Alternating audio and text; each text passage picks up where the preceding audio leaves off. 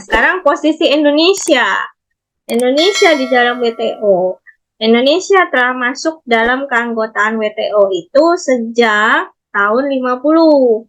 Ini ingat-ingat ya, 24 Februari 1950. Itulah pertama kali Indonesia masuk dalam WTO. Jadi kalau kita merdeka tahun berapa? 45. 45, 1945 ya.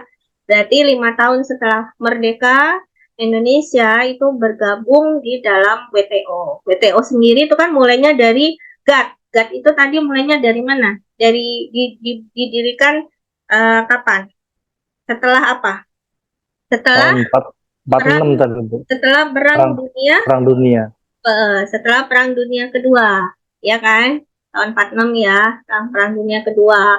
Jadi Indonesia merdeka, terus ada Perang Dunia Kedua, gitu ya. Nah, setelah Perang Dunia Kedua itu, negara-negara itu kan mulai recovery. Nah, termasuk Indonesia bergabung juga di situ, karena kan juga baru aja merdeka, ya. Nah, masih negara setelah dijajah gitu loh, ya. Nah, bagaimana kemudian selama bergabung dengan WTO? Nah, di Indonesia itu mendapatkan beberapa keuntungan, ya, seperti perlindungan dari kecurangan adanya perdagangan, ya, kecurangan dari perdagangan, lalu dumping, ya, dumping itu kan harga dijatuhkan, ya, seperti itu gitu, dan diskriminasi terhadap kebijakan.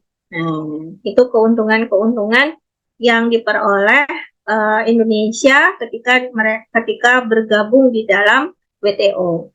Tapi di sisi lain gitu ya, banyak perusahaan asing multinasional kemudian akhirnya karena dia bergabung nih, kan banyak negara-negara besar lainnya gitu ya, yang kemudian menguasai sektor-sektor perdagangan strategis yang ada di Indonesia.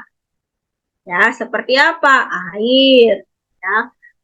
Banyak juga yang menguasai di bidang pangan, kemudian di fashion gitu ya, atau di pertambangan bahkan seperti itu gitu ya. Dan ini juga akhirnya menjadi apa? Ancaman bagi eksistensi perusahaan-perusahaan yang ada di dalam negeri Indonesia. Itu ya.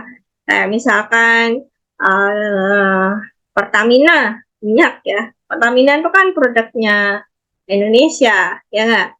Sekarang udah banyak banget persaingannya, ya sudah nggak bisa bersantai-santai lagi gitu ya. Nah, ketika itu tidak diatur oleh pemerintah, ada kebijakan yang mengatur, nah ini kan bahaya, bisa hilang nih gitu Pertamina gitu ya. Sekarang apalagi yang lainnya itu udah bagus-bagus semua, servisnya juga udah lebih baik ya, teknologinya juga sudah lebih canggih gitu, pasti kita kalah ya.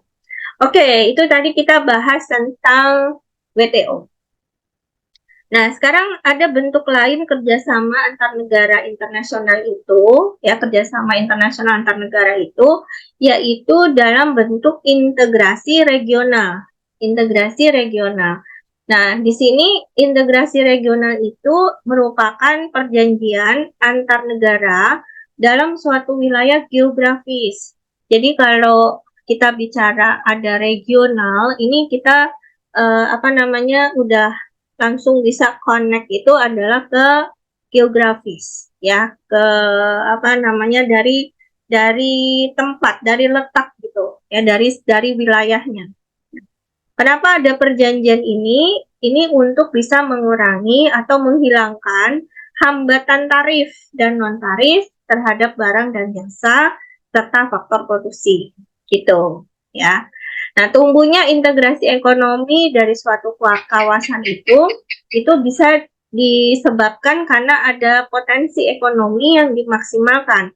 Jadi punya daya saing yang lebih baik ya di setiap negara, dari setiap kawasan yang ada di negara yang ada dari negara itu ya, dari negara-negara tersebut itu dilihat bagaimana potensi ekonominya itu bisa dimaksimalkan dan pastinya punya daya saing gitu ya.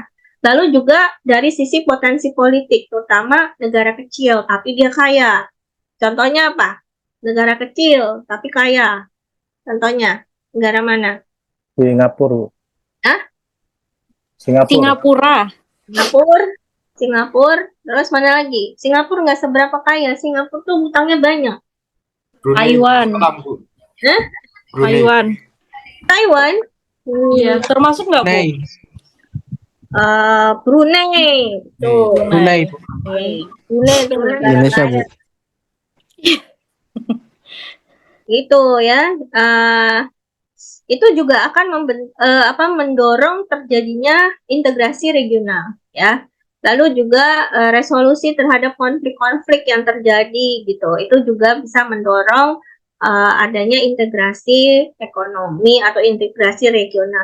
Biasanya integrasi regional itu tuh lebih kepada masalah ekonomi ya, masalah ekonomi gitu yang disepakati di situ gitu ya. Karena tadi ini kan dikatakan bahwa ini adalah perjanjian untuk bisa menghilangkan hambatan tarif. Jadi kan itu terkait dengan masalah perdagangan gitu.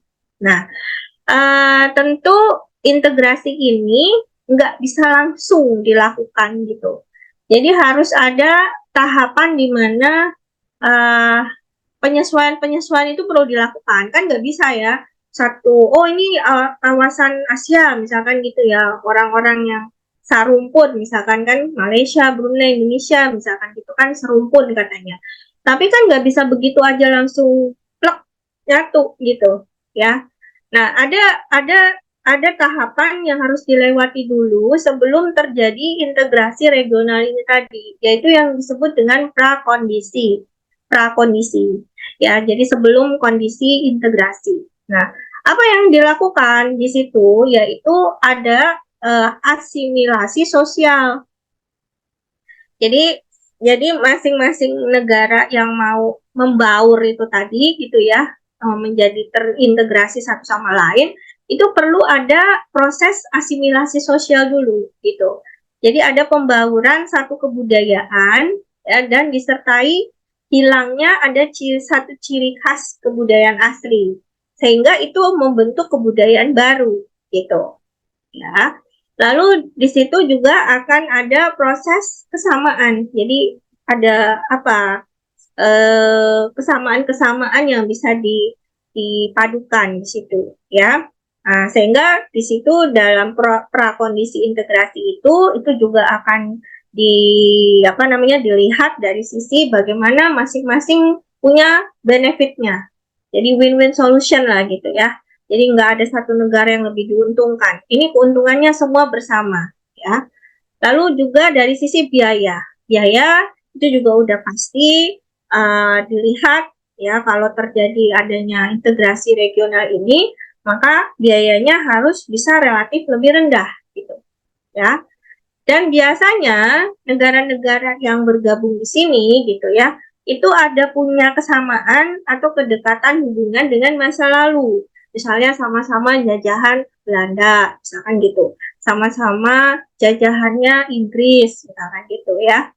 Nah, terus juga terkait dengan pengaruh-pengaruh dari eksternal gitu. Jadi ini proses-proses yang perlu dipersiapkan istilahnya gitu ya, ketika mau melakukan integrasi regional. Ya, jadi ini ada tahapan sebelumnya gitu. Oke. Nah, di sini baru masuk ke tingkatannya. Ya, tingkatan integrasi regional atau sering disebut dengan tingkat integrasi ekonomi. Ya. Nah, boleh dilihat di sini ada tingkatannya ya, dari yang paling di sini yang paling paling bundaran yang paling dalam ya gitu ya, di lingkaran yang paling dalam ini adalah free trade area, jadi area perdagangan bebas gitu ya. Lalu masuk ke lingkaran kedua ini itu adalah perserikatan pabean ya. Lalu di sini ada pasar bersama, tingkatannya yang lebih besar lagi. Jadi ini yang paling dasar, yang paling kecil lah ya, free trade area, terus kemudian ke perserikatan pabean. Lalu ke tingkatan integrasinya yang ketiga itu adalah pasar bersama. Dan yang keempat, lebih besar lagi, itu adalah perserikatan ekonomi. Nah, yang paling besar itu adalah perserikatan politik. Jadi semakin dalam itu semakin rumit ya dan kuat. Nah, semakin besar tuh semakin rumit dan kuat. Nah, free trade area itu uh, integrasi ekonominya itu tujuannya adalah untuk mengurangi hambatan dagang antar anggota. Kan tadi ya sama ya, setiap organisasi itu dibuat itu dibentuk itu karena adanya perjanjian untuk bisa mengatasi hambatan ya, hambatan-hambatan tadi. Jadi hambatan dagang antar anggota. Jadi setiap anggota itu berhak menentukan cara berdagangnya sendiri dengan non anggota. Kan anggota kan nggak semua negara di dunia ini kan menjadi satu anggota di dalam satu organisasi internasional gitu ya, kerjasama internasional. Nah, tentunya di negara yang sudah menjadi anggota ini, misalkan ini di integrasi regional ya, integrasi ekonomi ini gitu, itu kan bisa berhubungan atau bekerja sama dengan negara yang belum anggota mana-mana gitu ya. Nah, di situ di tingkat integrasi ekonomi free trade area ini ya, nah, itu dibentuk gitu ya, dibentuk itu karena untuk bisa mengurangi tadi hambatan dagang antar anggota. Ya, jadi mereka bebas mau menentukan mau berdagang dengan siapapun di luar anggota gitu ya, negara di luar anggota. Lalu yang untuk Perserikatan Pabean tuh ini ya, custom union ya, gitu bahasa Inggrisnya. Oke. Jadi kalau area perdagangan bebas ya. Terus custom union itu adalah Perserikatan Pabean. Jadi nanti dikasih tanda ya, dikasih note di situ. Nah, Perserikatan Pabean ini itu integrasi ekonomi yang bertujuan untuk mengurangi hambatan dagang antar anggota juga, tetapi lebih kepada hubungan dagang dengan non-anggota itu diatur. Jadi hubungan dagang dengan non-anggota gitu ya, itu diatur oleh pengendali administratif. Jadi dia ada pengendali dari sisi administrasinya, ya, mengendalikan hubungan perdagangan antara anggota dengan non-anggota gitu ya. Nah, itu di dalam Perserikatan Pabean atau Custom Union. Oke. Nah, berikutnya pasar bersama atau common market ya. Jadi pasar bersama ini atau kita sebut dengan common market dalam bahasa Inggrisnya ya. Nah, kalau di area di dalam pasar bersama ini ya, tingkatan integrasi ekonominya di sini tidak ada hambatan dagang antar anggota ya, termasuk di situ kebijakan eksternal umum perdagangan. Nah, negara-negara di sini memungkinkan faktor produksinya itu bergerak bebas antar anggota. Jadi seperti kayak sumber dayanya ya, terutama modal, tenaga kerja, gitu ya, bahan baku, gitu ya, itu bisa bergerak bebas saja antar anggota, gitu ya, namanya pasar bersama, gitu. Lalu perserikatan ekonomi atau economic union, ya, economic union. Nah, perserikatan ekonomi ini berarti di negara-negara yang ada di dalam integrasi ekonomi itu, gitu ya, arus produk dan faktor produksinya itu bebas, itu keluar masuknya gitu ya antar negara. Dan penerapan kebijakan perdagangan eksternal umum, di situ juga ada pemersatunya, yaitu mata uang. Jadi punya mata uang bersama. Misalkan kawasan integrasi ekonominya itu Eropa. Mata uangnya apa? Mata uang bersamanya Euro. euro gitu ya.